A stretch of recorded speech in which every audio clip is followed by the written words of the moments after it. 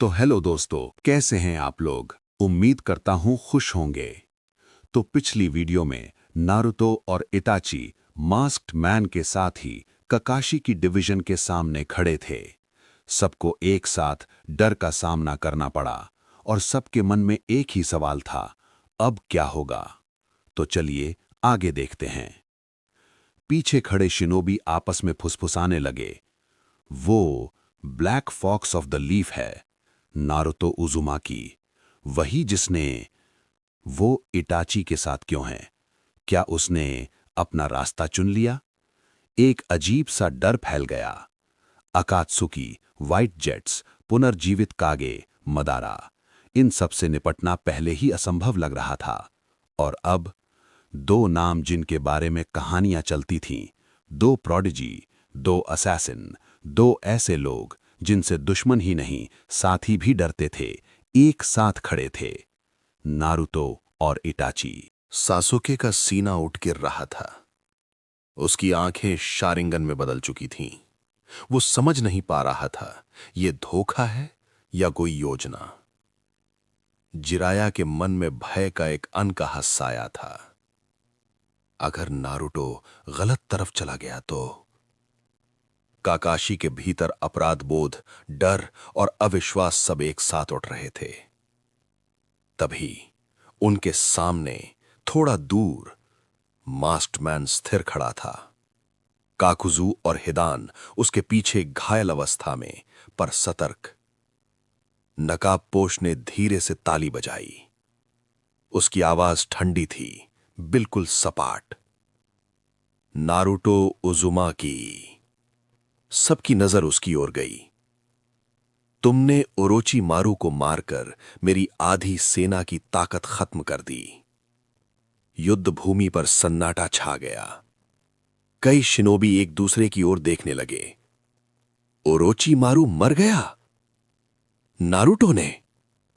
नकाबपोश ने आगे कहा, अब खेल थोड़ा मुश्किल होगा। उसकी आवाज में हल्की सी रुचि थी, जैसे कोई खिलाड़ी नई चुनौती से प्रसन्न हो। जिन दो इंसानों से आग भी डरती है, अब मुझे उनसे लड़ना होगा। कई शिनोबी कांप उठे। उसने इटाची की ओर देखा। मुझे पहले से शक था कि एक ही रात में पूरे क्लैन को खत्म करने वाला व्यक्ति लीफ के लिए वफादार जरूर होगा। ये सुनते ही सासुके का दिमाग जैसे फट गया। क्या? पीछे खड़े शिनोबी एकदम से चुप हो गए। आज एक ही दिन में 3 मनोवैज्ञानिक विस्फोट हो चुके थे। पहला, नारुतो की असली पहचान। दूसरा, नारुतो ने युद्ध में किस तरफ खड़ा होना चुना। तीसरा, इटाची उचिहा का सत्य। सबकी आंखें अब केवल 2 लोगों पर थीं, नारुतो, इटाची। नारुतो का चेहरा निर्विकार था, कोई भावना नहीं, कोई हड़बड़ाहट नहीं, जैसे वो इस सब से परे हो। इटाची भी शांत था। उसकी आंखें मास्क्ड मैन पर थी। सासुके का सीना धड़क रहा था। उसके जीवन की सबसे बड़ी नफरत उसके सामने खड़ी थी, और उसके साथ उसका दोस्त, उसका भाई जैसा व्यक्ति, नारुतो। ककाशी ने बहुत धीरे कहा, नारुतो, पर उसकी आवाज हवा में खो गई। नारुतो और इटाची धीरे धीरे आगे बढ़े। धूल उनके पैरों से उठती रही। वो शिनोबी डिवीजन के सामने आकर रुक गए। अब वे उनके और मास्क्ड मैन के बीच खड़े थे, एक दीवार की तरह, एक लेखा की तरह। काकुत्सु और हिडान ने अपनी मुद्रा बदली। सासो के आगे बढ़ा, पर जिराया ने उसका कंधा पकड़ लिया और बोला, रुको, अभी नहीं। सासुके की सांस भारी थी। नारुतो ने पहली बार अपना सिर साइड में घुमाया। उसकी नजर एक पल के लिए ककाशी पर गई, फिर जिराया पर, फिर सासुके पर। उसकी आंखों में कुछ भी नहीं था, न कोई क्रोध, न अपनापन, न दूरी, बस शांति। और वही शांति सबको डरा रही थी। मास्क मैन ने हल्की हंसी हंसी। तो लीफ का ब्लैक फॉक्स और उचीहा का हत्यारा मेरे सामने खड़े हैं। हवा और भारी हो गई। युद्ध भूमि अब स्थिर थी, जैसे पूरा संसार सांस रोककर इस क्षण को देख रहा हो। काकाशी ने महसूस किया, आज तलवारें बाद में चलेंगी, आज पहले सच्चाइयां टकराएंगी, और वो टकराव किसी भी जुत्सु से ज्यादा खतरनाक होगा। नारुतो और इटाची शिनोबी डिवीजन के सामने दीवार की तरह खड़े थे। उनके पीछे काकाशी, जिराया, सासुके और सैकड़ों शिनोबी सांस रोके। सामने मास्क्ड मैन, काकुजू और हिदान उसके पीछे, घायल मगर चौकन्ने। हवा में एक अजीब कंपन था। नारुतो ने उसे महसूस किया। वो कंपन, वो चक्र, बहुत दूर से, जैसे कोई प्राचीन दानव सांस ले रहा हो। इटाची ने बिना उसकी ओर देखे बहुत धीमे कहा, तुम भी महसूस कर रहे हो? नारुतो की आंखें हल्की सिकुड़ी। हां, मास्क्ड मैन ने यह देखा। उसने सिर हल्का सा झुकाया। दिलचस्प, तुम दोनों की संवेदनशीलता उम्मीद से ज्यादा है। नारुतो ने पहली बार सीधे उससे कहा, तुम्हारे पीछे कोई है। मास्क्ड मैन शांत रहा। तुम्हारे पीछे कोई और है, तू बस उसका काम कर रहा है ना? कुछ शिनोबी कांप उठे। नारुतो की आवाज ठंडी थी। ये युद्ध, ये अकात्सुकी, ये सब सिर्फ पर्दा है। इटाची ने आगे कहा, और तुम उस पर्दे के सामने खड़ा मुखौटा हो। मास्क्ड मैन ने ताली बजाई। इटाची उचिहा, तुम्हारी ख्याति व्यर्थ नहीं है। नारुतो ने एक कदम आगे बढ़ाया। तुम मदारा नहीं हो। युद्ध भूमि पर यह वाक्य गूंजा। सासुके ने तुरंत मास्क्ड मैन की ओर देखा। काकाशी की आंखें सिकुड़ गईं। मास्क्ड मैन स्थिर रहा। और ये निष्कर्ष तुमने किस आधार पर निकाला? नारुतो उजुमाकी। नारुतो, तुम्हारे चक्र से। हवा भारी हो गई।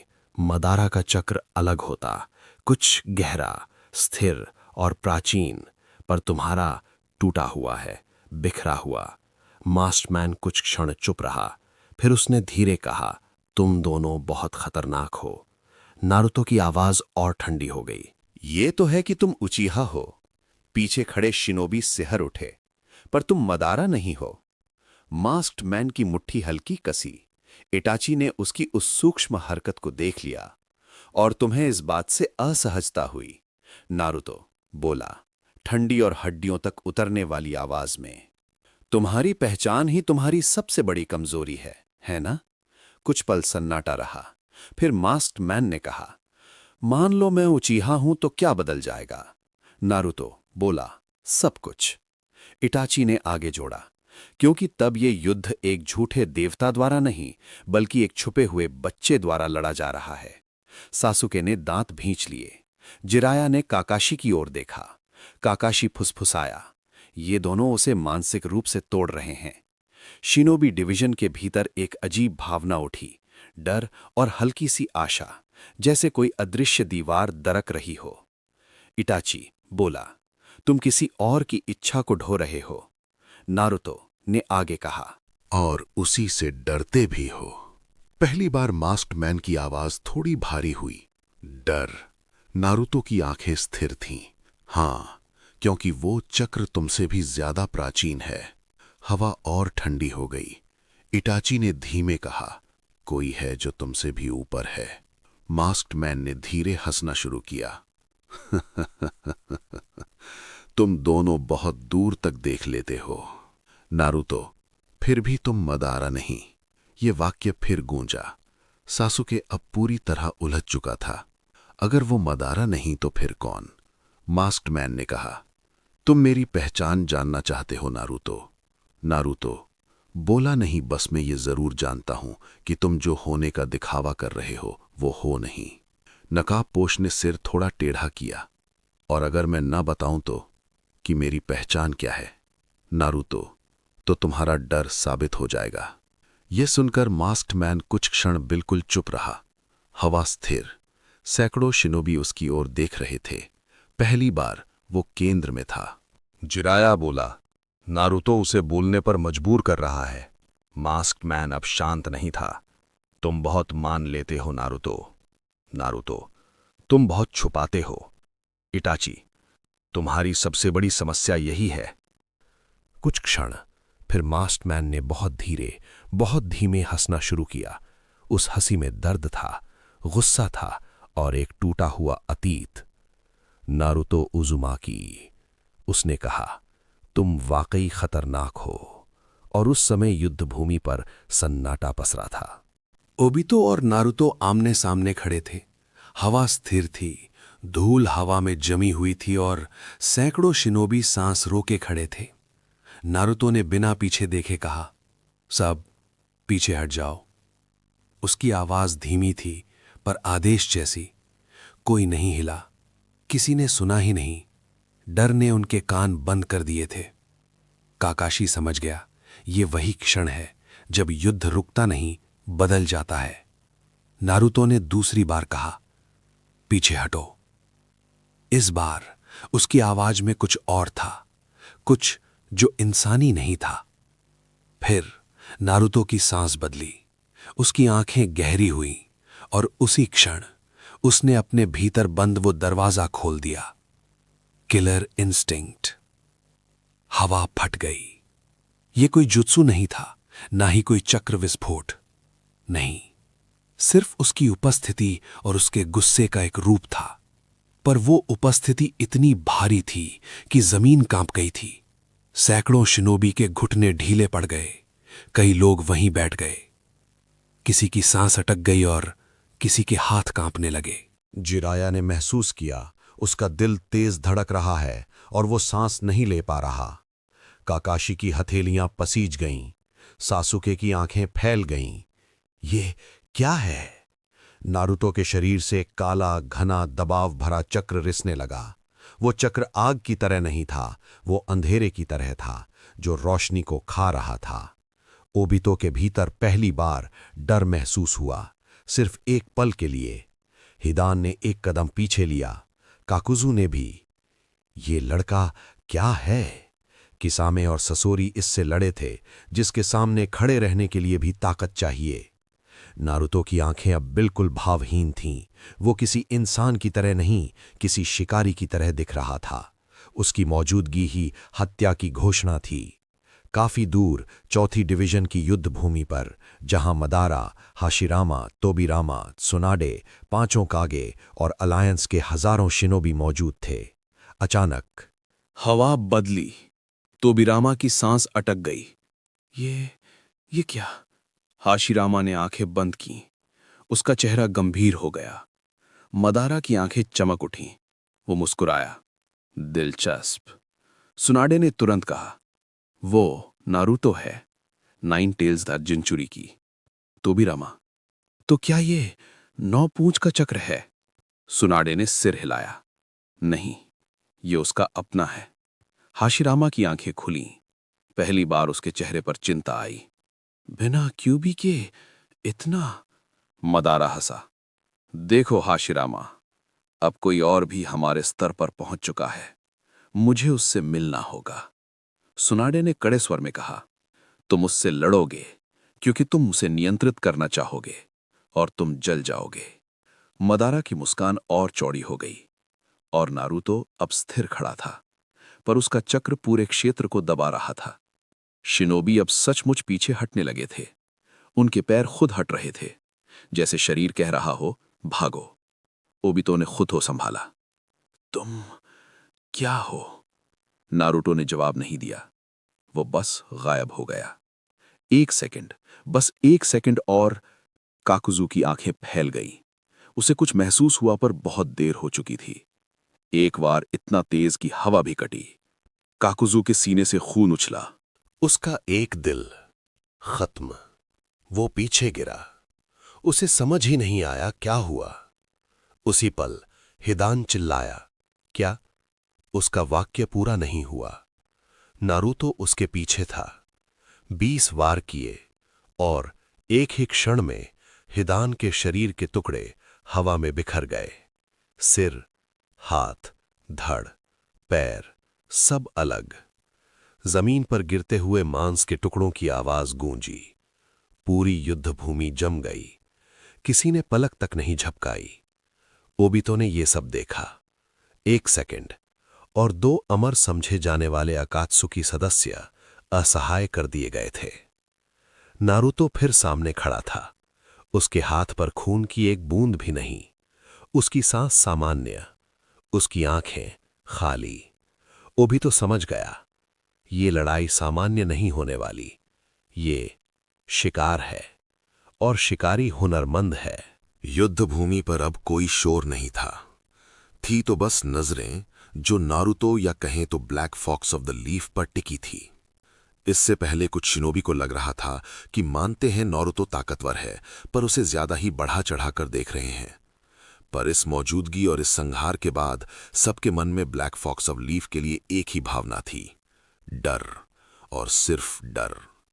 युद्ध भूमि पर डर का माहौल फैल चुका था और जमीन पर हिदान के टुकड़े बिखरे पड़े थे। काकुजू जमीन पर घुटनों के बल था, अपने नष्ट हुए दिल को समझने की कोशिश करता हुआ। पर अब किसी की नजर उन पर नहीं थी। सबकी आंखें एक ही जगह टिकी थीं, नारुतो और मुखौटा पहने वो व्यक्ति। ओबितो ने धीरे से अपना सिर झुकाया। तो यही है तुम्हारी असली रफ्तार? नारुतो ने कुछ नहीं कहा। उसकी उंगलियां तलवार पर कस गईं। अगले ही पल वो फिर गायब। पर इस बार ओबितो तैयार था। नारुतो की तलवार सीधा उसके गले से गुजरी, पर जैसे हवा को काट गई हो। ओबितो का शरीर धुंधला पड़ा और वार उसके आर पार निकल गया। कमुई। नारुतो उसकी पीठ के पीछे प्रकट हुआ, घुटना, कोहनी, तलवार, लात एक साथ। पर हर वार बस उसके आर पार निकलता गया, जैसे वो वहां है ही नहीं। ओबितो ने मुड़कर उसकी कलाई पकड़नी चाही। नारुतो पीछे फिसल गया। जमीन पर बिजली की रेखा खिंची। नारुतो ने दोनों हाथ जमीन पर रखे। Wind style. धरती से हवा का विस्फोट उठा। धूल, पत्थर, मलबा सब ओबितो की ओर, पर उसका शरीर फिर धुंधला। सब कुछ उसके भीतर से निकल गया। ककाशी की आंखें फैल गईं। ये स्पर्श नहीं कर पा रहा। सासके बुदबुदाया, ये उसकी तकनीक है। ओबितो ने हाथ उठाया और अचानक नारुतो के कंधे का हिस्सा मुड़ने लगा, जैसे कोई अदृश्य भंवर उसे खींच रहा हो। कमुई का खिंचाव। नारुतो ने तुरंत बिजली का आवरण अपने कंधे पर कंडेंस कर दिया। नीली चिंगारियां हवा में फटीं। उसने अपने ही शरीर को झटका दिया और उस खिंचाव से बाहर निकल आया। ओबितो एक पल के लिए चौंका। नारुतो ने उत्तर में तलवार घुमाई। इस बार वार सीधा नहीं था, वो हवा को चीरता हुआ गोल घुमाव में गया, वायु और बिजली से भरा हुआ। ओबितो ने फेज किया, पर इस बार उसके कपड़े का किनारा कट गया। मुखौटे के पास कपड़े का हिस्सा चीर गया। पहला स्पर्श। इटाची दूर खड़ा सब देख रहा था। उसने तुरंत हाथ उठाया। 3 शुरिकेन बिजली की गति से ओबितो की आंख की ओर फेंके। ओबितो को मजबूरन ठोस होना पड़ा। नारुतो उसी क्षण उसके सामने, घुटना सीधा पेट में। ओबितो पीछे फिसला। पहली बार उसे चोट लगी। नारुतो ने मौका नहीं छोड़ा। तलवार ऊपर से नीचे। ओबितो फिर धुंधला हो गया। तलवार जमीन चीर गई। जमीन पर बहुत गहरा कट लग गया। नारुतो घूमकर पीछे गया, पर ओबितो गायब था। और अगले ही क्षण नारुतो की पीठ मुड़ी। कमुई का भंवर उसकी पीठ को पकड़ चुका था। इटाची चिल्लाया नहीं, बस हाथ की उंगलियां हिली। Fire style. आग की तेज धारा ओबितो की ओर गई और ओबितो को अपने आप को कमुई में टेलीपोर्ट करना पड़ा, और नारुतो को पकड़ती हुई कमुई टूट गई। ओबितो जैसे ही फेजिंग मोड से बाहर निकला, नारुतो ने तुरंत पलटकर कोहनी उसके चेहरे पर मारी। मुखौटे में दरार आई। ओबितो पीछे गिरा। नारुतो आगे खड़ा हुआ। अब दोनों इतनी तेजी से हिल रहे थे कि देखने वालों को बस चमकती रेखाएं दिख रही थीं। तलवारें टकराईं और शुरिकेन हवा में भिड़े। लातें, घूंसे, कोहनियां, कोई पैटर्न नहीं, सिर्फ गति, सिर्फ हत्या की कोशिश। ओबितो का अनुभव स्पष्ट था। वो हर वार से बच रहा था। नारुतो पढ़ रहा था, हर बार टाइमिंग, हर बार आधा सेकंड। नारुतो ने अचानक अपनी तलवार फेंक दी। ओबितो चौंका। उसी क्षण नारुतो ने दोनों हथेलियां आगे कीं। Wind style. हवा की सघन परत ओबितो के चारों ओर जम गई। वो फेज हुआ, पर हवा उसके भीतर घूमती रही। एक क्षण के लिए उसका संतुलन बिगड़ा। नारुतो वहीं था। बिजली से भरा घूंसा सीधा पसलियों पर। ओबितो हवा में उछला, जमीन पर लुढ़का। सब शिनोबी स्तब्ध। किसी ने ऐसा युद्ध नहीं देखा था। ओबितो उठ चुका था। उसकी सांस भारी थी। तुम सीख रहे हो, नारुतो ने जवाब नहीं दिया। उसकी आंखें बस गणना कर रही थीं। वो फिर दौड़ा, इस बार सीधे नहीं, जिगजैग, ऊपर, पेड़, पत्थर, हवा, हर दिशा से। ओबितो कमुई से बचता गया, पर हर बार थोड़ा लेट, थोड़ा सा, इतना कि नारुतो का वार छू जाए। कंधा कटा, बांह छिली, मुखौटे में और दरार बढ़ गई। इटाची बीच बीच में शुरिकेन, आग, भ्रम डालकर ओबितो को मजबूर कर रहा था कि वो फेस से बाहर आए। ये दो बनाम एक नहीं था, ये शिकार की घेराबंदी थी। ओबितो ने हाथ उठाया और जमीन से पत्थरों का विशाल गुच्छा नारुतो पर फेंका। नारुतो ने हवा से उन्हें काट दिया। पत्थर धूल बन गए और उसी धूल में वो ओझल हो गया। ओबितो ने महसूस किया, पीछे कुछ और। मुड़ा, तलवार फिर हाथ में। नारुतो ने सीधा वार किया। ओबितो फेज हुआ, पर इस बार देर। तलवार उसकी कमर चीर गई। खून उछला। ओबितो पीछे हट गया। पहली बार उसने दूरी बनाई। उसकी सांस तेज थी। नारुतो वहीं खड़ा, स्थिर, शांत, पर उसकी आंखों में वही हत्या की शांति। इटाची ने धीमे से कहा, वो तुम्हारी टाइमिंग समझ चुका है। ओबितो ने दांत भींचे। कमुई फिर सक्रिय। इस बार उसने खुद हमला किया। वो गायब हुआ, नारुतो के सामने प्रकट। घूंसा। नारुतो ने रोका, पर उसी पल उसका हाथ मुड़ने लगा। कमुई का खिंचाव। नारुतो ने बिजली का विस्फोट किया। दोनों पीछे छिटक गए। जमीन फट गई। धूल उठी और दिखना बंद हो गया। दोनों फिर आमने सामने खड़े थे। अब ये युद्ध नहीं था, ये गति की सीमा थी। तलवारें फिर टकराईं, शुरिकेन हवा में भिड़े, घूंसे, लातें, कोहनियां और हर बार कमुई का खेल। पर हर बार नारुतो और करीब, और करीब। ओबितो समझ चुका था, अगर ये ऐसे ही चला तो वो हार जाएगा। युद्ध भूमि की हवा पहले ही भारी थी। ओबितो की सांसें तेज थीं। उसके कपड़ों पर कटे हुए निशान, बहता हुआ रक्त और मुखौटे में पड़ी दरारें साफ बता रही थीं कि ये लड़ाई उसके लिए आसान नहीं रही। नारुतो उसके सामने खड़ा था, शांत, ठंडा, स्थिर। और तभी आसमान से कागज के पंखों की तरह सफेद टुकड़े गिरने लगे। हवा का रुख बदल गया। जमीन पर खड़े हर शिनोबी ने एक साथ ऊपर देखा। एक परिचित भयावह दबाव, जैसे किसी मृत देवता की उपस्थिति उतर आई हो। जिराया की आंखें सिकुड़ी। ये वही है। 6 आकृतियां अलग अलग दिशाओं से जमीन पर उतरीं। उनके नारंगी बाल, रिनेगन की आंखें, निर्जीव चेहरे, पेन और उसके 6 पात। ओबितो ने हल्की सांस छोड़ी। समय पर आए हो, पेन ने कहा। तुमने मुझसे झूठ कहा था अपनी पहचान को लेकर, पर कोई बात नहीं, पहले हमें किसी और से निपटना पड़ेगा। नारुतो ने पहली बार अपनी नजर ओबितो से हटाई। उसकी आंखें उन 6 पर पड़ी। कोई भाव नहीं। जैसे वो पहले से जानता हो ये होने वाला है। अगले ही क्षण 6 दिशाओं से हमला हुआ। असुरपाथ ने अपनी भुजा से मिसाइल जैसी धातु की बौछार छोड़ी। ह्यूमन पाथ सीधा छलांग लगाकर नारुतो की ओर। एनिमल पाथ ने जमीन पर हाथ मारा। विशाल 2 मुही कुत्ता, गिरगिट और पक्षी प्रकट। नारुतो वहीं खड़ा, फिर गायब हुआ। धातु की सारी बौछार हवा में फटी। वो एनिमल पाथ के सामने प्रकट हुआ, तलवार सीधा गर्दन की ओर। पर तभी प्रीटा पाथ बीच में आया। तलवार उसकी भुजा से टकराई और चिंगारियां उड़ी। उसी क्षण पीछे से ह्यूमन पाथ का वार हुआ। नारुतो नीचे झुका, घुटना सीधा उसके पेट में मारा। ह्यूमन पाथ दूर जा गिरा। एनिमल पाथ ने कुत्ते को आदेश दिया। वो नारुतो पर टूटा। नारुतो ने हवा का विस्फोट किया, विंड स्टाइल। कुत्ता हवा में पलटा। नारुतो ने उसी हवा में छलांग लगाई और बिजली से भरा घूंसा उसके सिर पर मारा। वो जमीन में धंस गया। इधर ओबितो फिर सक्रिय होने लगा था, पर इस बार उसके सामने इटाची और सासुके आ खड़े हुए। सासुके की आंखों में ज्वाला थी। टू! इटाची ने हाथ उठाकर उसे रोका। ध्यान।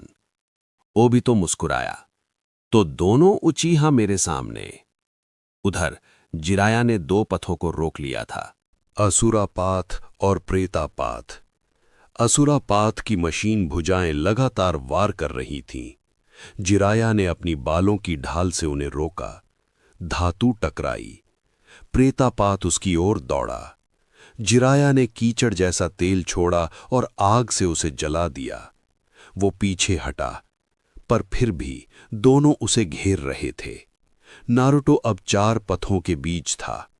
देवापाथ अभी पीछे खड़ा देख रहा था। उसकी आंखें स्थिर। नारुतो की चाल पड़ रही थीं। एनिमल पाथ ने फिर हाथ मारा। नया विशाल पक्षी। नारुतो उसकी पीठ पर छलांग लगा गया। तलवार घुमाई, उसके पंख कटे और पक्षी गिरा। नारुतो हवा में पलटा और सीधे ह्यूमन पाथ की छाती पर उतरा। घूसा मारा, बिजली से भरा हुआ और बिजली का विस्फोट हुआ। उसकी पसलियां टूट गईं, पर वो अभी भी चल रहा था। पीछे से गिरगिट ने अपनी जीभ बढ़ाई। नारुतो ने बिना देखे तलवार पीछे घुमाई। जीभ कटकर गिरी। अगले ही क्षण असुरापात की मिसाइलें फिर से आईं। नारुतो ने जमीन पर हाथ रखा, हवा की ढाल बनाई। धमाके उसके चारों ओर फटे। धूल छाई। उसी धूल में नारुतो गायब हुआ, ह्यूमन पाथ के पीछे प्रकट हुआ। तलवार नीचे से ऊपर घुमाई। उसका शरीर 2 हिस्सों में बट गया। पहला पथ गिरा। जिराया ने दूर से देखा। अच्छा, पर उसके पास समय नहीं था। असुरापाथ ने उसकी छाती पर धातु का घूंसा मारा। जिराया पीछे फिसला। उधर देवापाथ आगे बढ़ा। उसने हाथ उठाया। गुरुत्वाकर्षण का खिंचाव हुआ। नारुतो की चाल एक क्षण के लिए रुकी। बस एक क्षण। देवपथ ने उसे अपनी ओर खींचा। नारुतो ने जमीन पर तलवार घुसाई और लाइटनिंग रिलीज से जमीन को पकड़ लिया। बिजली उसके शरीर में दौड़ी। उसने उस खिंचाव को काट दिया और उसी खिंचाव की दिशा में दौड़ पड़ा। देवापथ चौंका। नारुतो सीधा उसके सामने आया, घूंसा मारा। देवपथ पीछे उड़ा। उसकी एड़ी जमीन में घिसटती चली गई। नारुतो में मौका नहीं छोड़ा। तलवार ऊपर से नीचे। प्रीतापथ नीच में आया। तलवार उसकी भुजा में धसी, पर वो उसे पकड़ चुका था। उसने नारुतो की तलवार पकड़ ली। नारुतो ने तलवार छोड़ दी। घुटना उसकी ठुड्डी पर मारा। खोपड़ी हिल गई। एनिमल पाथ पीछे से हमला करने आया। नारुतो घूमकर उसकी गर्दन पर लात मारी। वो पेड़ से जा टकराया। अब 3 पाथ लड़खड़ा रहे थे। देवापाथ पहली बार सावधान हुआ। उसने दूरी बनाई। नारुतो स्थिर खड़ा था। उसके चारों ओर टूटे शरीर पड़े थे। जिराया उधर जूझ रहा था। इधर इटाची और सासुके ओबितो को उलझाए हुए थे। पर ओबितो का ध्यान अब बार बार नारुतो की ओर जा रहा था। देवापाथ ने धीमे से कहा, "ये साधारण नहीं।" नारुतो ने कुछ नहीं कहा। उसकी आंखें बस अगला वार खोज रही थीं, और अगले ही पल वो फिर चारों के बीच था। गति इतनी तेज कि रिनागेन भी उसे पूरी तरह नहीं पढ़ पा रहे थे। घूंसा, लात, तलवार, बिजली, हवा, हर वार सटीक, हर वार घातक। देवपाथ पीछे हटते हुए समझ रहा था, ये लड़ाई सामान्य तरीके से नहीं जीती जाएगी। और तभी उसने फिर हाथ उठाया। युद्ध भूमि पर खड़े हर शिनोबी के भीतर एक ही भावना थी, भय। कोई समझ नहीं पा रहा था कि ये सब हो क्या रहा है। अभी कुछ ही क्षण पहले तक पेन के 6 पाथ युद्ध भूमि पर देवताओं की तरह उतरते थे, और अब उनमें से कई टूटे, बिखरे, घायल पड़े थे। और उनके बीच नारुतो, शांत, ठंडा, निर्विकार। देवपथ की रिनिगन वाली आंखें पहली बार गहराई से सिकुड़ी। उसने अपने बाएं हाथ को उठाया। बाकी पथों के शरीर अचानक हल्के कंपन से भर गए। उनकी टूटी हड्डियां, कटे हिस्से धीरे धीरे जुड़ने लगे। रिनेगन की मरम्मत शक्ति। जिराया दूर से ये देख रहा था।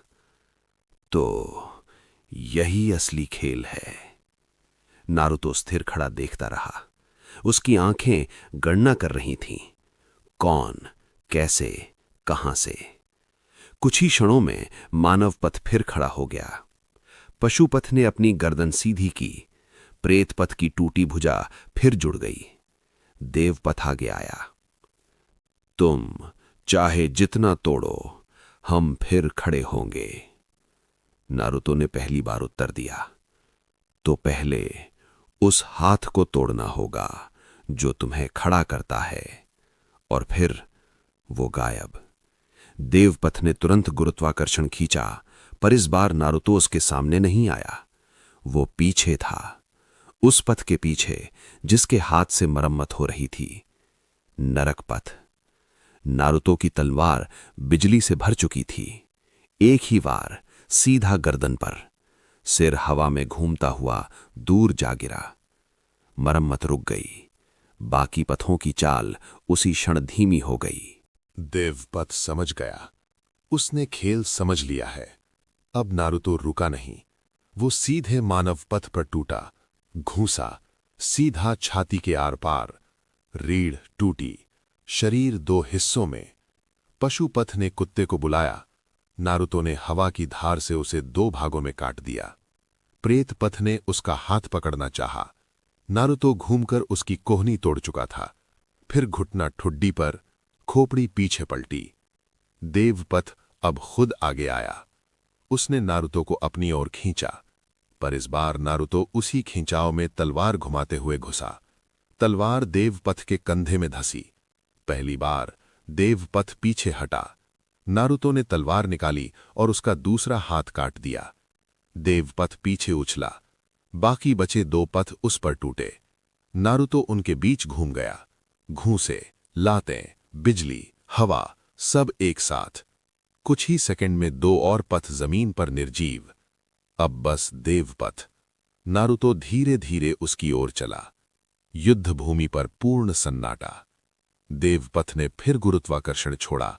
नारुतो पीछे नहीं हटा। उसने तलवार जमीन में घुसाई। बिजली उसके पूरे शरीर में फैल गई। वो उस खिंचाव को चीरता हुआ आगे बढ़ा। देवपथ की आंखों में पहली बार भय महसूस किया। नारुतो उसके सामने था। तलवार ऊपर उठी। पहला वार देवपथ का दाहिना पैर कटा। दूसरा वार बायां हाथ अलग हुआ। देवपथ जमीन पर गिरा, पर उसकी आंखें अभी भी नारुतो को देख रही थीं। नारुतो झुका, उसका कॉलर पकड़ा और अंतिम वार सिर धड़ से अलग।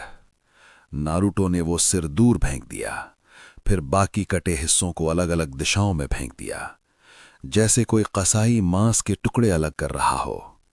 युद्ध भूमि पर खड़े हर शिनोबी की सांस रुक गई थी। किसी ने ऐसा दृश्य कभी नहीं देखा था। 6 पथ कुछ ही क्षणों में समाप्त। नारुतो बीच युद्ध भूमि में खड़ा था। तलवार से टपकता रक्त, उसकी आंखों में वही शांति, और चारों ओर सन्नाटा फैल गया। इस लड़ाई से कुछ समय पहले जब पेन 4th डिवीजन के क्षेत्र से निकला था, तभी वहां युद्ध शुरू हो चुका था। 4थी डिवीजन की धरती पहले ही जख्मी थी। मिट्टी की परतें उलट चुकी थीं, पेड़ों की जड़ें बाहर थीं। हवा में धूल नहीं, बारूद, रक्त और जले चक्र की गंध तैर रही थी। और उस विनाश के बीच खड़ा था एक व्यक्ति, अडिग, निर्विकार और घातक, मदारा उचिहा। उसके सामने फैले थे हाशिरामा, तोबिरामा और 5 कागे। पर दृश्य ऐसा था जैसे सब मिलकर भी एक को रोकने की कोशिश कर रहे हों। हाशिरामा ने अपनी हथेलियां जोड़कर धरती में चक्र प्रवाहित किया। क्षण भर में विशाल लकड़ी की जड़ें जमीन से फूटकर मदारा की टांगों को जकड़ने लगीं। तोबिरामा बाएं से पानी की धार बनकर आया, तेज, धारदार, काटने को तैयार। रायकागे दाहिने से बिजली की गूंज के साथ झपटा। सुनादे ने चट्टान उछालकर सीधे मदारा के सिर की ओर फेंकी। सुचिकागे ने हवा हल्की की ताकि सबकी गति कई गुना बढ़ जाए। मिजुकागे लावा रिलीज से हमला कर रही थीं। ये समन्वय था, अनुभव का, भय का और दृढ़ संकल्प का। मदारा ने एक क्षण के लिए आंखें बंद की। फिर उसका पंखा घूमा और हवा की एक गोल लहर निकली। जड़ें टूटकर बिखर गईं। पानी की धार उलटकर तोबिरामा की ओर जा पड़ी। चट्टान हवा में ही दिशा बदलकर दूर जा गिरी। रायकागे का हाथ मदारा की हथेली में अटक गया। मदारा ने उसे पकड़ा और धरती पर ऐसा पटका कि मिट्टी धंस गई। धमाका हुआ। सुनादे आगे बढ़ी, मुट्ठी जमीन पर मारी, धरती फटी। दरार सीधे मदारा तक पहुंची। मदारा उछला, हवा में ही उसने घूमकर लात मारी। सुनादे पीछे फिसल गई। हाशीरामा ने उसी क्षण लकड़ी का विशाल बुद्ध खड़ा किया। हजारों लकड़ी के हाथ एक साथ मदारा पर टूट पड़े। आकाश छिप गया। मदारा की आंखों में चमक आई। यही तो चाहता था। उसके चारों ओर सुसानो आकार लेने लगा, विशाल, नीला, अजय। लकड़ी और सुसानो टकराए। हर टक्कर पर हवा फट रही थी। ध्वनि इतनी तीखी कि पास खड़े शिनोबी अपने कान पकड़कर गिर रहे थे। तोबीरामा ने मौका देखकर पीछे से वार किया। मदारा ने बिना मुड़े तलवार घुमाई। तोबीरामा का पानी का कवच टूटा, वो दूर जा गिरा। रायकागे फिर उठा, बिजली के कवच में लिपटा, सीधे मदारा के सीने पर मुक्का मारा। इस बार मदारा पीछे खिसका, बस आधा कदम। उसने रायकागे की गर्दन पकड़ी, उसे उठाया और घूमते हुए दूर फेंक दिया। रेत, पत्थर, आग, पानी सब दिशाओं से आ रहे थे, पर मदारा हर वार के बीच जगह निकाल रहा था, जैसे वो लड़ नहीं रहा, नाच रहा हो। हाशीरामा ने देखा, ये पहले से भी तेज है। मदारा अचानक उनके बीच आया, सुनादे पर वार किया, उसका कंधा चटक गया। सुचिकागे को धक्का मारा, वो लुढ़कते हुए दूर गया। तोबीरामा को घुटने से मारा, वो घुटनों पर आया और दूर गिर गया। हाशीरामा आगे बढ़ा, दोनों की हथेलियां टकराईं, धरती कांपी। क्षण भर के लिए सब रुक गया। मदारा ने मुस्कुराकर कहा, हाशीरामा, तुम्हारे साथ लड़ना अब भी आनंद देता है। फिर उसने जोर लगाया, हाशीरामा पीछे धकेला गया। युद्ध जारी रहा, घाव बढ़ते गए। कागे थक रहे थे, पर मदारा अब भी उसी स्थिर सांस के साथ खड़ा था। और तभी मदारा की आंखें एक पल के लिए दूर कहीं टिक गईं। उसके चेहरे पर हल्की जिज्ञासा उभरी। उसने वार रोका। हाशीरामा ने महसूस किया, क्या हुआ? मदारा ने धीमे कहा, कुछ असामान्य। मदारा की मुस्कान गहरी हो गई। लगता है वहां लड़ाई शुरू हो चुकी है। मुझे उस इंसान से लड़ना है। हाशीरामा, मैं तुम्हारा वहां इंतजार करूंगा। उसने युद्ध से ध्यान हटाया। क्षण भर के लिए सब स्तब्ध रह गए। मदारा ने पीछे कदम लिया। मुझे देखना होगा। और वो उछलकर युद्ध भूमि से दूर चला गया। हाशीरामा ने पुकारा, मदारा, पर वो जा चुका था। मदारा हवा को चीरता हुआ आगे बढ़ रहा था। उसकी गति ऐसी थी कि पेड़ों की चोटियां पीछे झुकती चली जा रही थीं। उसकी आंखें बंद नहीं थीं, पर वो देख भी नहीं रहा था। वो महसूस कर रहा था। एक चक्र, घना, ठंडा, भयावह। ये कौन है? कुछ ही क्षणों में वो उस युद्ध भूमि के ऊपर था जहां अभी-अभी नरसंहार हुआ था। मदारा धीरे से जमीन पर उतरा और जो दृश्य उसके सामने था, उसने उसे रोक दिया।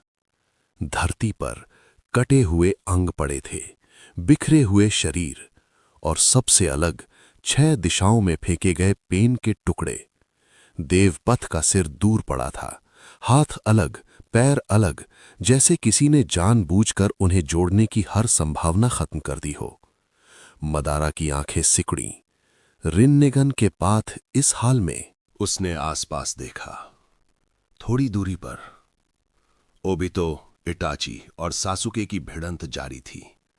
हवा में शुरिकेन चमक रहे थे। अमातेरासु की काली लपटें जमीन चाट रही थीं। कामुई की विकृतियां हवा को मोड़ रही थीं। ओबितो हार चुका था, पर बस लड़े जा रहा था। पर मदारा की नजर उन पर नहीं टिकी। उसकी दृष्टि गई उस व्यक्ति पर जो थोड़ा दूर खड़ा था। नारुतो। तलवार नीचे, सांस स्थिर, आंखें शांत, पर उसके आसपास की हवा कांप रही थी। मदारा ने पहली बार उस चक्र को स्पष्ट महसूस किया। तो ये तुम हो। उसी क्षण दूर कहीं छिपे हुए स्थान पर नागातो घुटनों के बल बैठा था। उसके सामने पेन के पथों से आती टूटी हुई संवेदनाएं खत्म हो चुकी थीं। उसकी उंगलियां कांप रही थीं। सब समाप्त। उसने आंखें बंद की। रिनेगन की शक्ति भीतर से उठी। यदि वो पथों को तोड़ सकता है तो अब केवल एक ही उपाय है। उसने अंतिम निर्णय लिया और मदारा की योजना को आगे बढ़ाया और रिने रीबर्थ यूत्सु को सक्रिय करने की सोची। उसके चारों ओर चक्र का भंवर उठा। धरती कांपी। एक विशाल तरंग दूर तक फैली। युद्ध भूमि पर खड़े मदारा ने अचानक अपने शरीर में परिवर्तन महसूस किया। एदों की दरारें भरने लगीं। त्वचा में रक्त दौड़ा। फेफड़ों ने पहली सांस खींची। मदारा की आंखें फैल गईं। उसने अपने हाथों को देखा। उसने सांस ली। जीवित सांस। उसके होठों पर एक धीमी खतरनाक मुस्कान आई। तो तुमने ये दांव खेला है नगातो। उसके भीतर शक्ति लहराई, पहले से अधिक पूर्ण, जीवित। उसने सामने देखा। नारुतो अब भी वहीं खड़ा था। ओबितो की लड़ाई धीमी पड़ गई थी। वो बस हार गया था। इटाची और सासुके ने भी इस परिवर्तन को महसूस किया। मदारा ने एक कदम आगे बढ़ाया। धरती उसके वजन से नहीं, उसकी उपस्थिति से कांपी। उसने धीमे स्वर में कहा, अब ये युद्ध रोचक होगा। दूर कहीं नागातो की सांस रुक चुकी थी। उसका शरीर ढीला पड़ गया, पर उसका अंतिम दांव चल चुका था। मदारा उचीहा अब अपने चरम जीवित रूप में युद्ध भूमि पर खड़ा था। तो आज के लिए इतना ही। मिलते हैं अगले वीडियो में। और कैसी लगी आपको ये वीडियो? और माफ़ करना, स्टोरी में कुछ चीज़ें थोड़ी इलॉजिकल लग रही हैं, तो उसके लिए माफ़ करना और उसे इग्नोर करना। जहाँ तक मुझे लगता है फैन फिक्शन में लॉजिक तो कुछ जगह मिस हो सकता है। बाकी जितनी मैं कोशिश कर रहा हूँ उससे ज़्यादातर चीज़ें लॉजिकल हैं, पर कुछ जगह थोड़ी गलती हो जाती है।